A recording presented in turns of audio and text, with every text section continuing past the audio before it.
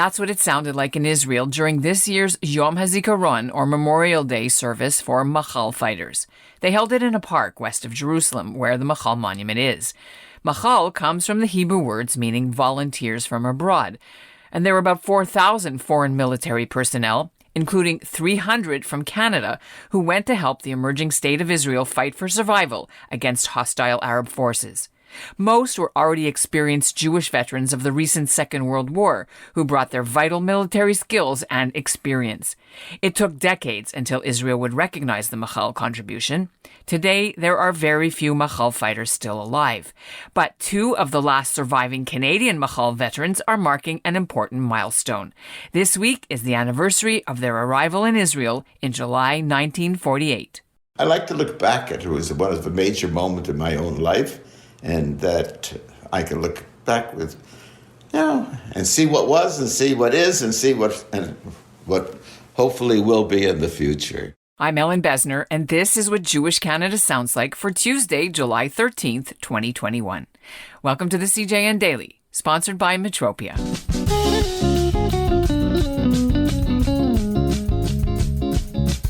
"73 years ago this July, both Bill Novick and Irving Matlow found themselves part of the new State of Israel's hodgepodge defense force. Novick is in his 97th year now, and Matlow is a few years younger. Coming up, the veterans tell us what it was like, why they worry about the current Israel-Palestinian problem that the war helped create, and their hopes for peace. But first, here's what's making news in Canada right now. Canada will be part of a global meeting on fighting anti-Semitism that starts Tuesday in Jerusalem. It's being billed as the largest conference of its kind, and it's being organized by Israel's Ministry of Foreign Affairs and their Ministry of Diaspora Affairs. Eda Yudin is going to be speaking Wednesday. She represents the Center for Israel and Jewish Affairs' Quebec branch. Some of the other keynote speakers include the mayors of Frankfurt, Germany, and Sarajevo, and West Hollywood, and more. You can watch if you register. The link is in our show notes.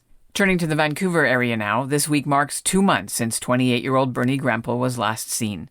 The Jewish swim coach has been missing since May 14th. His family and hundreds of volunteers have been putting up flyers and scouring the region around Surrey. That's where police confirmed he took a bus to visit his parents and disappeared. His sister Etty and brother-in-law Rabbi Yisrael Shurak have a GoFundMe page and a website, findbernard.com, where they post updates. When Bill Novick and Irving Matlow arrived in Israel in the summer of 1948, the war had already been going on for a couple of months, and there was a British embargo on selling any arms to help the Jews of Palestine, but the British did supply weapons to Egypt, Syria, Iraq, and Jordan. Meanwhile, the U.S. had an arms embargo in place for both sides.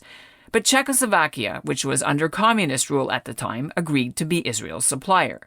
Bill Novick flew salvaged plane parts and weapons in an airlift back and forth from Czechoslovakia, while Irving Matlow was fighting in central Israel and the Galilee, serving as an army signaller. They both join me now. Let's start with you, Irving. How did you answer the call, and how did you get to Israel? And then we'll turn to Bill. Well, could have been in September of 1947. There was a meeting at the Talmud Torah auditorium in Toronto, invited people who may have been interested in going to Israel. I think it was an appeal to mostly for the soldiers, but some of us who were Zionists or Zionist inclined answered and left our names, and we were surprised perhaps that they took us because we had no military experience except from high school. When they accepted us after we had some medical examinations here, we went to New York on May the 24th, and then we went by boat to Le Havre, to France, and then down to the south of France in some sort of a farm, which was our first basic training. And then after 10 days or 2 weeks there, we went down to the camp outside of Marseille, which was like a holding area for the refugees. And from there, we took a boat. It was called a Hahar, converted maybe from a freighter, and arrived in Haifa, where we were, from the boat, we went down to Tel HaShomer, where we were enlisted, and then we went to our first camp outside of Haifa, and most of my time in Israel was spent in the Galilee. Okay, and Bill, how did you get the call? You had just come back. You were a war hero from the Second World War, and you got a call from another war hero. Well, I was in the university and studying pre-medical studies at that time. And of course, the state was declared. They knew there was going to be a war on. They were desperately looking for Jewish guys and girls who had had war experience in the Second World War to come and join the fight for Israel, because there was no doubt about it that there was going to be an invasion by the surrounding Arab countries. I agreed to go. I was sent to New York, where I was given instructions to, first of all, go to Mexico City, that there would be planes available to fly to Czechoslovakia to start the airlift. 2 days in Mexico City, I was told, no, there aren't any. You're going to go to Cuba. I was sent to Cuba. I was there for 2 days. I was told, no, there are no planes. You're going to go to Puerto Rico. Off I went to San Juan, Puerto Rico. And sure enough, there were 3 planes, B-17s, salvaged from a junkyard. They'd been American bombers. And I was a co-pilot of one of these planes to fly to Czechoslovakia. And off I went to Israel with a dismantled Messerschmitt fighter loaded on the plane, along with other arms, flying first to Corsica, waiting a few hours so that we could then arrive in Israel at night, because the Egyptian Air Force still had command of the skies at that time. And there was a blackout over Israel. Fortunately, during the summer, weather was good. We were able to find our landmarks. The Messerschmitt was unloaded. I spent 2 or 3 days in Israel. Another plane came in. I flew it back, and this went back and forth. And it was the first 4 or 5 Messerschmitts that were flown into Israel that really attacked the Egyptian army only 20 miles from Tel Aviv, and I think turned the tide of battle. A lot of people have heard about names like Mickey Marcus and Ben Dunkelman and Ben Gurion. Did you have any personal meetings or contacts with any of these? So Ben Dunkelman, he was given credit for the Burma Road, but I think one of the things he's also given credit for in the capture of Nazareth, and I think he made his own decision that they were mostly Christian Arabs there, not to force them to leave their homes and their farms or whatever it was. And so Nazareth still remained maybe a Christian Arab society. Were you personally involved with that operation? No, that was no. I think that was before. And what about? Okay, so let's talk about that. There has been a lot of historical reviews about how the local Arab population was forced or left or kicked out, and there were words about massacres as well in history. How do you unpack this 73 years later? The truth is, it was a mixture of both their own leadership telling them to go away, also the importance of having the land joined one together, and those times are different. And perhaps today, maybe we could be a little more liberal because Israel is so strong. Maybe we could do something, but I think the whole idea of a Palestinian state is off the agenda. So, what do you do if they're full citizens and then they outnumber you? Because maybe in years to come they will outnumber you. But look, there's no countries don't have any problems, and we have the indigenous problem in Canada. We're supposedly a very rich country, and we've been 150 years or something, or 200 years and we still haven't solved it. So we're looking back for when we were in Israel, what it was.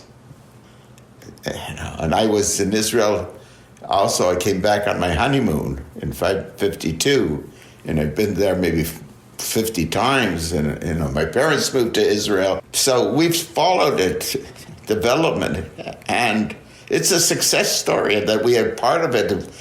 a little bit in making it a success. I asked myself, did I contribute something to this?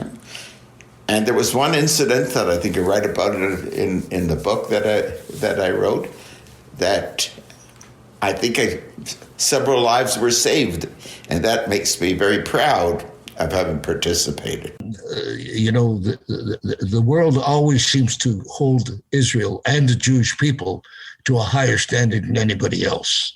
All right, and people have forgotten very quickly about the much, much larger number of refugees and displaced people that existed after World War II.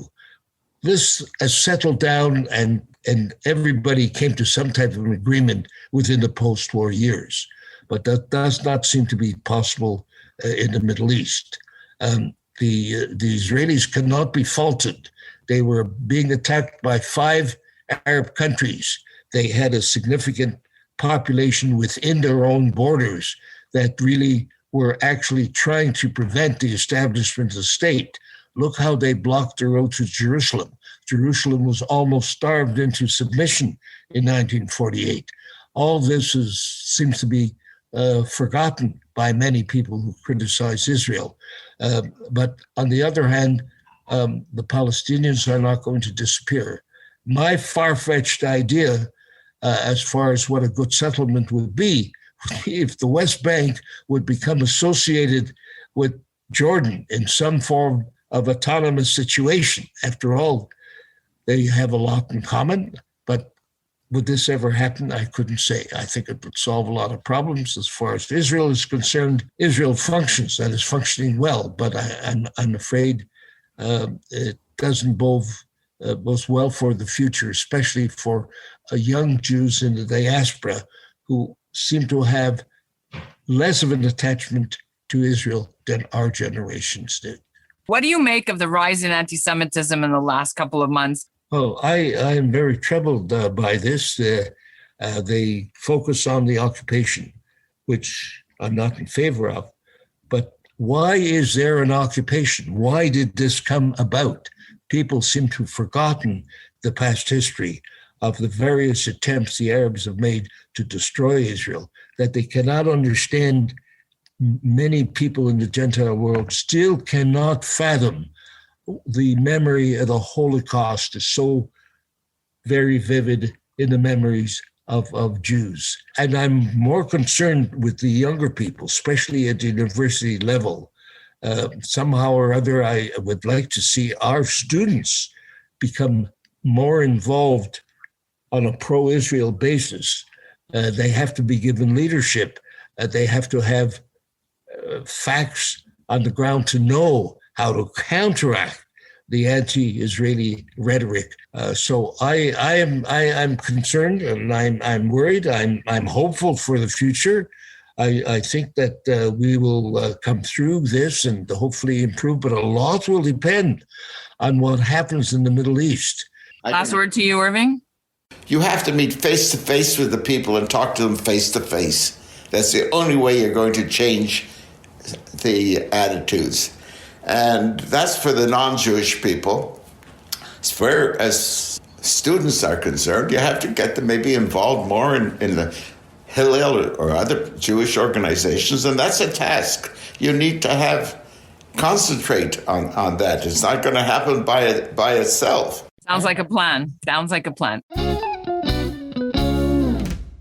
Irving Matlow has written a book about his experiences. It's called At the Family Table, and you might have heard of his son David. He's a Toronto lawyer and a collector of Herzl memorabilia and a contributor to the CJN. Dr. Novick just recently retired as an ear, nose, and throat physician.